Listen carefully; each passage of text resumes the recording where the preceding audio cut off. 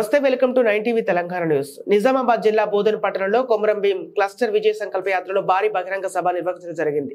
ఈ కార్యక్రమంలో భారతీయ జనతా పార్టీ ముఖ్య నాయకులు మాట్లాడుతూ ఎన్నికల్లో మొన్నటి వరకు బీఆర్ఎస్ ఇప్పుడు కాంగ్రెస్ ప్రభుత్వాలు ఎన్నో హామీలను ప్రచారం చేసి ప్రజలను మభ్యపెట్టి గెలిచిన తర్వాత నమ్మించి మోసం చేశారని, వారి మాటలు నమ్మి మరోసారి మోసపోద్దని, ఎన్నో అరాచకాలకు అవినీతి పరులకు కాంగ్రెస్ పార్టీ నిలయమని, కాంగ్రెస్ ప్రభుత్వ పాలనలో ఉన్నన్ని రోజులు దేశ పరిస్థితి అధోగతిగా మార్చారని, అలాంటి భారతదేశాన్ని ఇప్పుడు విశ్వగురువుగా చేసి చూపిన ఘనత మోదీదని, మాట చెబితే చేసి చూపే మోదీ లాంటి నాయకుడు మన దేశానికి ఎంతో అవసరమని, మన దేశం మరింత అభివృద్ధి పదంలో పరుగులు తీయాలన్నా, ఎంతో ప్రగతి సాధించాలన్న ఒక మోదీ నాయకత్వంలోనే భారతీయ జనతా పార్టీకి మాత్రమే సాధ్యమని తెలిపారు।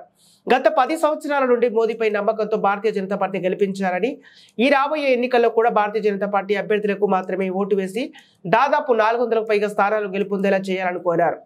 ఈ కార్యక్రమంలో మాజీ మంత్రి ఈటెల రాజేందర్, ఎంపీ ధర్మపురి అరవింద్, ఆర్మూరు ఎమ్మెల్యే పైడి రాకేష్ రెడ్డి, రాష్ట్ర కార్యదర్శి పల్లె గంగారెడ్డి, జిల్లా అధ్యక్షులు దినేష్ కులచారి, జిల్లా సీనియర్ నాయకులు నరసింహారావు, రాష్ట్ర కార్యవర్గ సభ్యుడు అడ్లూరి శ్రీనివాస్, జిల్లా కార్యదర్శి సుధాకర్ చారి, అసెంబ్లీ కన్వీనర్ శ్రీధర్, పట్టణ అధ్యక్షుడు కొలిపాక బాలరాజు, ప్రముఖులు సంతోష్, ప్రవీణ్, గోపికిషన్ తదితర ప్రముఖులు, నాయకులు, కార్యకర్తలు, ప్రజలు అధిక సంఖ్యలో పాల్గొన్నారు।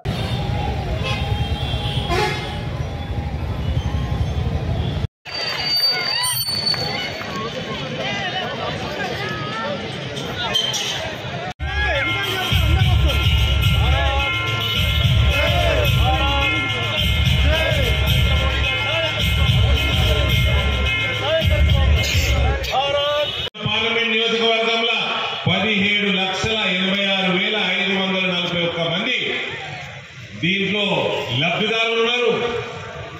ఈ రకంగా సేవలు అందిస్తా ఉన్న నరేంద్ర మోడీ గారు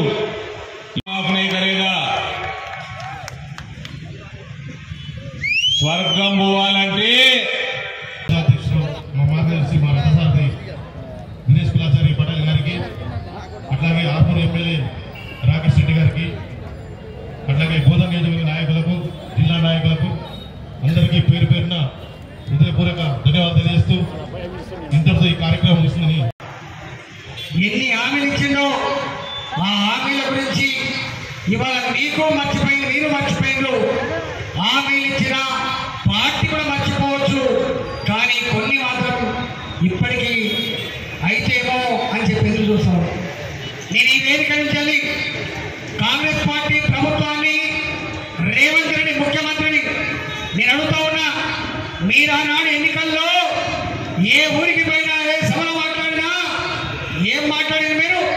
నేను రాగానే మీ పెన్షన్ 4000 రూపాయలు ఇస్తా, నేను రాగానే మీ హ్యాండిక్యాప్ వాళ్ళకు సకలాలకు 6000 రూపాయలు ఇస్తా, నేను వచ్చిన వెంటనే నీ రైతు రుణమాఫీ చేస్తా, నేను వచ్చిన వెంటనే నా తెలంగాణ ఆడబిడ్డలకు 2500 రూపాయలు నెలకి టంచనగా అందిస్తా అని చెప్పి ఇలాంటి అనేక హామీలు ఇచ్చారు। అందులో ఎన్నికలు ఉన్నాయి కాబట్టి, పార్లమెంట్లో మన సీట్లు రావాలి కాబట్టి ఏదో హామీలు అమలు చేసే ప్రయత్నం చేస్తాడు। కానీ మీకు ఎప్పటికీ అర్థమైపోయింది, తెలంగాణ కాంగ్రెస్ పార్టీకి చేతికొచ్చిన తర్వాత ఉత్త చిప్పనే ఉందని చెప్పి మాట్లాడుతున్నారు। ఉరుకులు పరుగులు ఢిల్లీ సర్కార్ దగ్గర అమిత్ షా గారిని కలుస్తా ఉన్నారు, నరేంద్ర మోడీ గారిని కలుస్తా ఉన్నారు, నిర్మలా సీతారామన్ గారిని కలుస్తా ఉన్నారు। మీరు కనుక సాయం చేయకపోతే జీతాలు ఇచ్చే పరిస్థితి లేదు, మీరు సాయం చేయకపోతే మా మహిళలకు పెన్షన్ ఇచ్చే పరిస్థితి లేదని చెప్పి ఇవాళ లైన్ కడుతున్నారంటే తెలిసి కూడా అధికారమే పరమావధిగా ఎన్ని అబద్ధాలని చెప్పి ఇవాళ గద్దెనెక్కాలని ప్రయత్నం చేసిన రేవంత్ రెడ్డి సక్సెస్ కావచ్చు, కానీ హామీలు మాత్రం అమలైతేటువంటి నమ్మకం మాత్రం లేదు। ఇవాళ చూసిన గ్యాస్ సిలిండర్లు 500 రూపాయలకే ఇవాళ మీకు ఇస్తామని చెప్పినాం, మీరు ముందుగా డబ్బులు కట్టి తీసుకోండి, మీ అకౌంట్లలో జమ చేస్తా అని చెప్పిండు। ఇవాళ ఇప్పుడే మాట్లాడాం, కానీ ఇంకొక 3 నెలలకో 4 నెలలకో తప్పకుండా మీరిచ్చిన 66 హామీల మీద భారతీయ జనతా పార్టీ ప్రజల పక్షాన నిలబడి హామీల అమలు కోసం కొట్లాడతానికి మనం చేస్తాం। కానీ ఒక్క మాట, ఈ రాష్ట్రంలో ఆర్థిక మంత్రిగా పనిచేసే వాడిగా చెప్తా ఉన్నా, ఎట్టి పరిస్థితులలో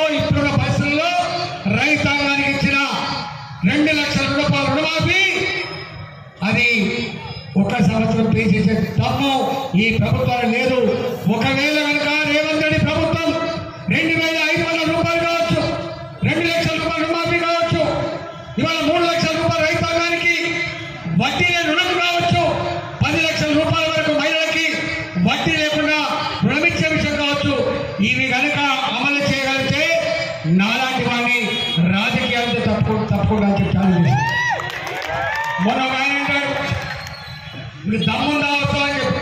నేను అడుగుతానా, నీకు దమ్ముంటే నీవిచ్చిన 66 హామీల మీద హ్యాబిట్ చౌరస్తాలో చర్చ పెడదామా, లేకపోతే నీవు పోయిన కాడ చర్చ పెట్టడానికి సిద్ధంగా ఉన్నాయని చెప్పి హెచ్చరిస్తాను. అమ్మా, ఇవాళ పేదవాళ్ళకి పాపం వాళ్ళకు 3 కోరికలు ఉంటాయి. 1 సొంత ఇంటి కళ, 2 వాళ్ళకి ఇచ్చిన హామీ 2,500 రూపాయలు, 10 లక్షల రూపాయల మహిళలకు, 2 లక్షల రూపాయల రుణమాఫీ లేదా పెన్షన్లు సకాలంలో రావాలని కోరుకుంటారు. కానీ 10 సంవత్సరాల కాలంలో కేసీఆర్ ఏం చెప్పిండు?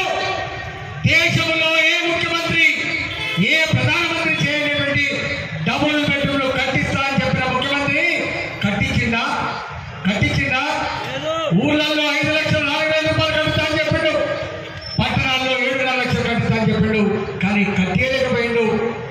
నరేంద్ర మోడీ గారు మాత్రం పేదవాళ్లకు 70 ఇంట్లో చిన్న ఇంట్లో కావచ్చు కాక 4 కోట్ల ప్రజలకి ఇల్లు కట్టించి సొంత ఇంటిగా నెరవేర్చిన బిడ్డ నరేంద్ర మోడీ గారి విషయంలో మర్చిపోతారు. మీరు ఆలోచించండి, ఈరోజు ఈ దేశంలో సుభిక్షంగా ఉండాలంటే ఇతర మత్స్యస్తులను చూసి బుద్ధి తెచ్చుకోండి. ఇతర మతస్థులు 3 కోట్లు ఉన్నోళ్ళు 20 కోట్లైంది దేశంలో, తప్పు లేదు. అది ప్రేమగల దేశం, ఇది ప్రేమగల దేశం, ఎవరిని ఏమన్నది. కానీ అదే పాకిస్తాన్లో 20 మంది ఉంటే ఒక్కని చేసింది, 20% ఉంటే దొరకబట్టి, చెరబట్టి, చంపి, చంటి పిల్లలను చంపిన కర్కశక దేశం అది. ఈరోజు బెంగళూరులో ఉన్న వాళ్లకు పాకిస్తాన్ అయింది. కాబట్టి నిన్ను ఎవ్వడు కాపాడలేడు. ఎదుటోడు మీద ఏడ్చేపది ఆడి మీద ఎందుకు ఎడుతావు?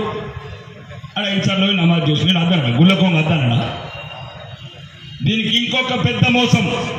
1973-74లో ఈ కాంగ్రెస్ ప్రభుత్వం ఈ ప్రపంచంలో హిందువులు ఎప్పటికీ బతకద్దు, ఎప్పటికీ మైనారిటీకి వెళ్ళిపోవాలని ఫ్యామిలీ ప్లానింగ్ అంటే కుటుంబ నియంత్రణ తీసుకొచ్చి దేశవ్యాప్తంగా బలవంతంగా హిందువులందరికీ కుటుంబ నియంత్రణ ఆపరేషన్ చేపించిన పార్టీ కాంగ్రెస్ పార్టీ. ఈరోజు ఈ మీరు చెప్తున్నా మళ్ళా మేము కూడా ఎన్నేళ్ళు ఉంటాం, ఎప్పుడు ఎంతమంది కొడతారు మీ గురించి? వీర శివాజీలు ఎన్నిసార్లు ఉండాలి మీ గురించి? వీర ప్రతాపులు ఎన్నిసార్లు ఉండాలి మిమ్మల్ని కాపాడడానికి? చస్తూనే ఉన్నారు, సిగ్గుతో తలంచుకుంటున్నారు. ఒకప్పుడు రజాకర్ల ఆనా కొడుకులు మన అమ్మమ్మలని గుట్టలిప్పి పట్టంగనాడిన నా కొడుకులు ఈరోజు కాంగ్రెస్ ముద్దవుతారు. మళ్ళీ ఇప్పుడు ఈ వారం లక్షలు చూడు రజాకర్త సినిమా ఎట్లా నరికినరు, ఎట్లా గొంతులు కోసినరు, ఎట్లా పొట్టెమలు ఆడిపించరు. దీని అర్థం నువ్వు పదవించమని కాదు, మళ్ళీ పొట్టెమలు ఆడకండి, మళ్ళా రక్తంగా తయారు కాకండి. చదువుకున్నాడు చెప్పండి, జ్ఞానమున్నాడు చెప్పండి, స్మార్ట్ ఫోన్ చెప్పండి, చూసుకుంటూ నవ్వుతారు. కష్టం లేదా? బుద్ధి లేదా? చదువుకోలేదా? ఏమంటున్నారంటే ఒక్కటి పగకు పగపడినారు. వాళ్ళు ఎట్లా ఐక్యమత్యం ఉన్నారు, మీరు ఐక్యమత్యం ఉన్నది, మనం ఐక్యమత్యం ఉందాం, సమానం అవుతాం. పగకు పగ తీర్చుకోమని కాదు, నువ్వు ధైర్యంగా ఉండేది అన్నాడు. వీర శివాజీని ఆదర్శంగా తీసుకోండి, వీర ప్రతాప్ని ఆదర్శంగా తీసుకోండి, ఝాన్సీ లక్ష్మీబాయిని ఆదర్శం తీసుకోండి. మళ్ళా మన అక్కలని పొట్టెమలాడిచ్చే పరిస్థితి తెచ్చుకోవద్దంటే ఒకటి రాజకీయ అధికారం. భారతదేశం యొక్క ఇన్ఫ్రాస్ట్రక్చర్ ని అతి వేగంగా పెంచుతా ఉన్నాడు నరేంద్ర మోడీ గారు. మన ప్రాంతంలో ఇటు బోధన్కెళ్ళి నిజామాబాద్కి వెళ్ళి ఆర్మూర్ అయింది, ఆర్మూర్కి వెళ్ళి మంచిర్యాల దాకా ఇప్పుడు 3,100 కోట్లతోటి నేషనల్ హైవే పనులు మొదలైనవి. మన బోధన్ నుంచి బీదర్ దాకా రైల్వే లైన్ కాగానే బీదర్ మన ఆ రైల్వే లైన్ కాగానే బోధన్ సౌత్ సెంట్రల్ రైల్వేలో అతి పెద్ద జంక్షన్ గా రైల్వే జంక్షన్ గా రాబోతున్నది మన బోధన్ పట్టణం. ఆర్మూర్ ఆదిలాబాద్ రైల్వే లైన్ పనులు మొదలైనవి. అలా రాష్ట్ర ప్రభుత్వం కోసం మస్తేళ్ళు ఆగిండ్రు, వాళ్ళు ఇచ్చే వాటా ఇస్తలేరు. ఇప్పుడు పూర్తిగా కేంద్ర ప్రభుత్వం వాళ్ళ పైసలతోటి కడతా ఉన్నారు. ముత్కేట్ నుంచి కర్నూలు దాకా కొత్త రైల్వే లైన్ డబులింగ్ పనులు చాలైనాయి. అది మన తెలంగాణ పొడుగంతా పోతుంది, నిజామాబాద్ వెళ్ళి కూడా పోతుంది. ఈ రైల్వే లైన్ అయిపోయినాక మనకి బాంబేకి కొత్త రైళ్లు వస్తాయి, రాజస్థాన్ ఢిల్లీకి వస్తాయి, ఇటు అయోధ్య కాశీకి కూడా మనకి కొత్త రైళ్లు మొదలవుతాయి. మన ప్రాంతం నుంచి రోజువారీ రైళ్లు మొదలవుతాయి. రాయలసీమ ఎక్స్ప్రెస్ తిరుపతికి పోనీకే నిజామాబాద్ నుంచి మొదలు పెట్టించింది మనం. దాన్ని ఇప్పుడు బోధన్ దాకా ఎక్స్టెండ్ చేసి ఈడ కొన్ని టికెట్లు కేటాయించే పని మీద కూడా భారతీయ జనతా పార్టీ ఎంపీగా నేను ఆ పని మీద ఉన్నాను.